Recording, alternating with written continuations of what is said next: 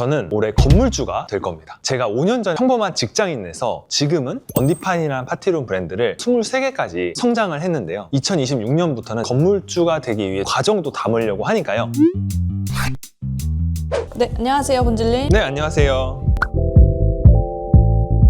드디어 2026년 새해가 밝았습니다. 와, 올해 신년 계획이 어떻게 되실까요? 제 신년 계획은 건물주가 되는 겁니다. 이 건물주라는 꿈이 사실 하루아침에 생기는 꿈은 아닌 것 같아요. 그쵸. 이 목표를 현실로 만들기 위해서 그동안 어떤 노력들을 해오셨는지도 궁금한데요. 제가 처음에 사업을 카페로 시작을 했잖아요. 사실 그때부터 돈도 없었는데 건물들을 보러 다니기 시작했었어요. 그때가 21년도 막 이때였는데 그때 당시에 건물들이 되게 저렴했었거든요, 지금보다. 그래서 엄청 비싼 건물이 아니라 처음에는 돈이 많이 없는 사람도 접근할 수 있는 그런 건물들을 이제 보고 있었는데, 그때 제 생각은 건물을 사서 카페를 2호점을 오픈해야겠다, 그런 생각을 이제 건물들을 보러 다녔는데 건물을 사지는 못했어요. 그리고 심지어 그때 건물을 샀더라도 되게 힘들었을 것 같아요. 왜냐면 돈도 진짜 많이 없는데 건물을 산다는 게 리스크가 굉장히 큰 사업이거든요. 그러면 그때 당시에는 풀 대출로 받아서 하려고 하실 계획이셨던 거예요? 대출 비율이 굉장히 높았죠. 물론 올해 건물을 사는 것도 대출 비율이 높긴 하지만 그때는 현금 흐름도 제대로 받쳐주지 않던 상태에서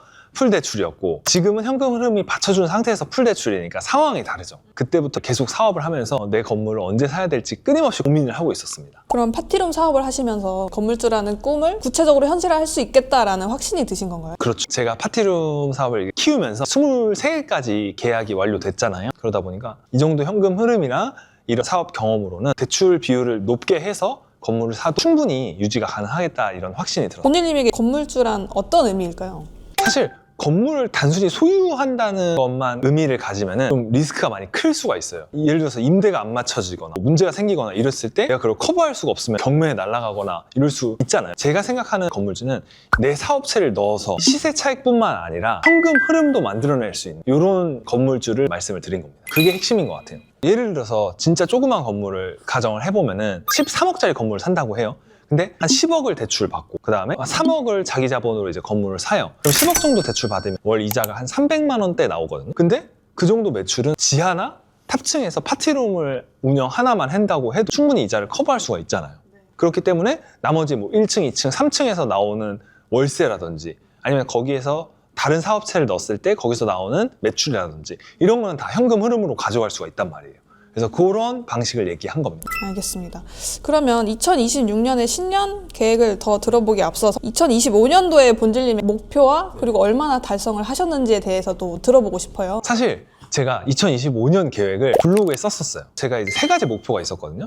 첫 번째는 이제 언디파인 파티룸을 20개 만드는 거. 근데 지금 23개 초과 달성을 했고요. 두 번째는 이제 컨텐츠 사업을 좀 키워보는 거. 2024년도에는 제가 혼자 했잖아요. 혼자 하다 보니까 힘든 거예요. 근데 이번에 PD님을 만나서 컨텐츠 사업도 같이 하고 언디파인도 지금 같이 하고 있잖아요. 시스템을 만들고 있는 거죠. 사실 제가 혼자 다 뛰기에는 한계가 있어요. 그래서 그런 것들을 체계화하고 시스템을 만들기 위해서는 결국에는 이제 회사 조직이 필요한 거거든요. 그렇기 때문에 이제 회사를 만들 준비를 하고 있는 겁니다. 컨텐츠 사업을 하면서도 2025년에 깨달은 게 되게 많아요. 강의도 오픈을 해서 거의 30분 가까이 정규 강의 4기도 마무리를 했고, 컨텐츠 사업도 가능성도 많이 봤던 해였습니다. 그리고 마지막으로 이제 조그만 꼬마 빌딩을 매입하려고 했었는데 그거는 이제 올해로 미뤘고 올해의 가장 중요한 목표가 됐었죠. 제가 듣기로는 계약 직전까지 갔다가 불발된 적이 한 번 있다고 들었거든요. 맞아요. 작년 8월인가 건물 계약서 작성까지 앞두고 있었는데 작년부터 이슈가 뭐였냐면 대출이 많이 안 나와요. 그게 정권이 바뀌는 것도 있고 작년에 부동산 대책에 격변기가 있었거든요.